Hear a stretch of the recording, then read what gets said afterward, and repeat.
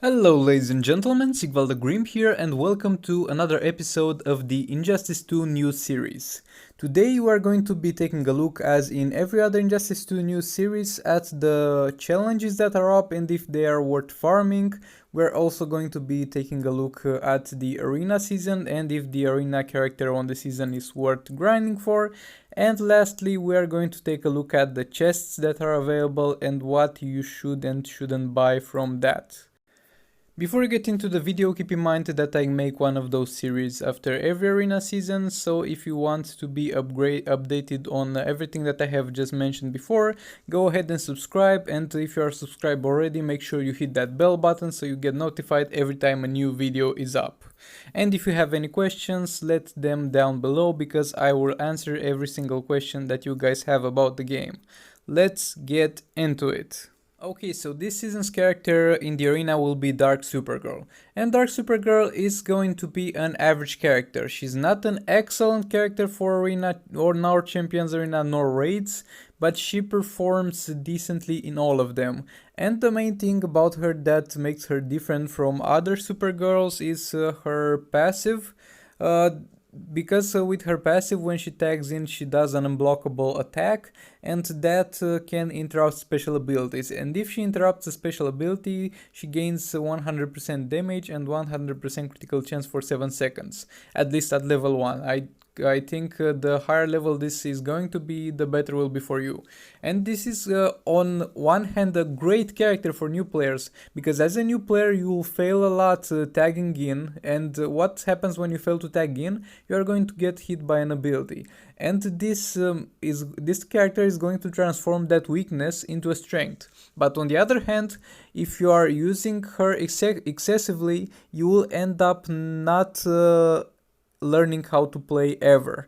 And so what I suggest, as a new player, you should definitely grind for her and get her, because she's going to be a great character, but make sure not to only use her and use other teams and learn the tagging combos yourself, because her passive is basically a fail-safe button and basically encourages mistake. And while this is great, this is not going to be good for your learning curve. So should you grind for her? Definitely. But make sure you don't use her that often, and make sure you use other teams after you unlock her, so you just don't get stuck not knowing when and how to tag in. Greed is a decently good character that you can also farm from the campaign, but if you're already farming him from the campaign, I suggest you definitely do this challenge, because first of all, it grants you more shards than you can get from the campaign per day, let's say, and secondly, in total, if you're doing all of them, you're going to end up with more shards for much less energy cost. So if you are grinding grid from the campaign anyway, you should also go ahead and do this challenge. And I'm going to do it myself today. I just forgot about it and I'm definitely going to do it. And Grid is a pretty good character, a very good counter, the best counter to Cyborg, any Cyborg in the arena. And I think it's a must-have character in every roster, not really a must build. You can build him if you want to, but it's definitely a must-have. So you are going to definitely want to do this one. In terms of the versus challenge, Batman Ninja Robin is one of the top 3 Batman Ninja characters, and he's most definitely a must-have character. So if you have the Team of Anarchy, because it is required in order to farm him, you should most definitely farm him as often as you can. So there's absolutely no doubt about it, this is a must-have character, and farming him in the challenge would be worth it. Now getting into the chests, we are starting off very badly. So those chests have a chance to unlock a legendary hero, but the chance to unlock that legendary hero is going to be very, very low for you, so I don't recommend either of all those chests. And for example, for Justice League Superman, there's a much better chest out there, because there is a chest that has also a chance for Justice League Superman and pretty good chances for other Justice League members. chests. So if you're going for Justice League Superman, definitely this chest is not going to be the one for you. And those three chests are very bad chests because they have a very low chance to give you the legendary, and especially as a beginner they are a waste of your gems. So remember guys, legendary characters are strong, but they are not worth that much investment with no guarantee. This is basically gambling, and I don't recommend any of those chests. In terms of premium chests, you could get a greed chest if you wanted to speed up the process, but I don't recommend getting it since you're going to get it from the campaign and also from the challenge that is up, and you are in no hurry to max it. This character is Unhinged Harley Quinn is a character that I haven't used myself very often, but on the other hand, I think this would be a pretty good addition, especially early on into the game, to your collection, because this character makes the first enemy that she kills fight for your team, and that first of all can be fun in the arena and let you explore with other characters that you don't currently have. So you could invest in this chest if you wanted, but yet again, in 3 weeks or something like that, we will get Easter offers and 3-year anniversary offers, so I suggest you save up your gems and wait for that. You can see that I'm already starting to save up my gems. I got already to 4,000. In terms of the offers, Justice League The Flash is a very good character. Maybe the best Flash character, but still I don't recommend spending that amount of money on it since I don't think it is worth it. But at the end of the day, it's your money, you do whatever you want with it. But even if you were to spend money, I still don't suggest buying characters straight away from here. If you own Enchantress, the deal for her level 10 gears will be decent. No reason to get her gears from here to level 30 because you can just upgrade them into the game, and that's much more efficient. And on the other hand, if you don't want to get them with real money, they will eventually introduce a chest that has a chance to drop her gears. And in terms of the sim booster, as I said before, it is up to you, and it is up about what's more important to you, your gems or your time.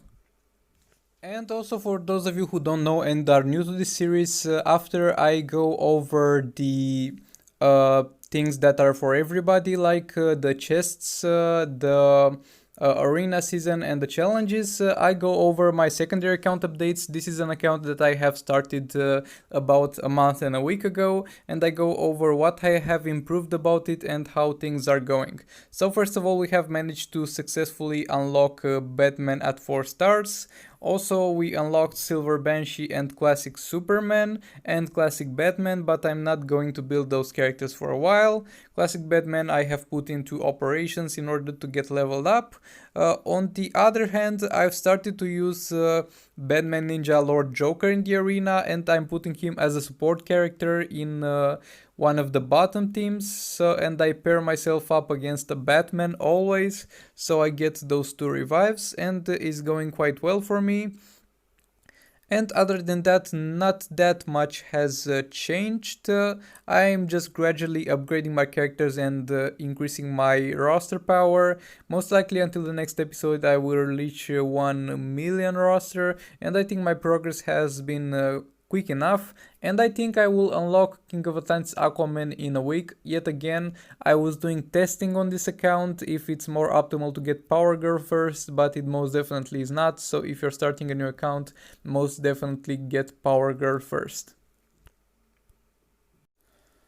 And also in terms of the Champions Arena, I have a very easy time staying in the promotion square, and I think from the next league on I will try to put up a decent defensive team. Right now I have the weakest characters in my collection, but the next season when I go up a division I will put a better defensive team, and I will update you guys on how that goes and if it gets easier to promote, because you do not lose points if your defensive team is losing battles, but other players that are close to you can farm your team for points, and that is why you should put a stronger team on the defense if other people have stronger teams on defense. But the situation in my league is that some people do have strong teams as their defense teams, but other people have really easy team to beat and like 30-40k. And the fact if I put my team at higher threat, this will not benefit me in any way, as the enemies will still be able to farm the other players that are in this division's teams. So this is also the update for the Champions Arena, and now we will get into the slow motion fight that is at the end of every video. I hope this battle will serve as a good example of why you shouldn't panic. During this fight I am going to almost get one-shotted on my main damage dealer. Keep in mind that the team that I'm fighting is like 5 times my threat and they are dealing lots of damage. And if Black Adam dies, I have no hope in the world to beat this team. So on one hand I need to be careful, on the other hand I need to be patient and to not panic, and I need some luck with the tagging combos, though luckily Black Adam is going to have more luck than usual at tagging combos because he also has a chance to stun. And he is right now at 1 HP because he's got a lot of damage reflected from that Cosmic Staff proc. And I am just going to cycle him in and out and deal damage as I am able to, and I'll eventually win this fight and be fine. Even though I miss a couple of attacks, I don't panic, I use my abilities, I tag in my team, I back off, and I engage when needed. So this was all for this video. Again, if you have any questions, make sure to let me know down in the comments. If you like this series and you want to stay updated in the future, make sure you subscribe, and if you are subscribed, make sure you click that bell button in order to be notified every single time I make an upload. With all that being said, thank you very much for watching and for all the support that you're showing to this channel, and I'll see you in the next one.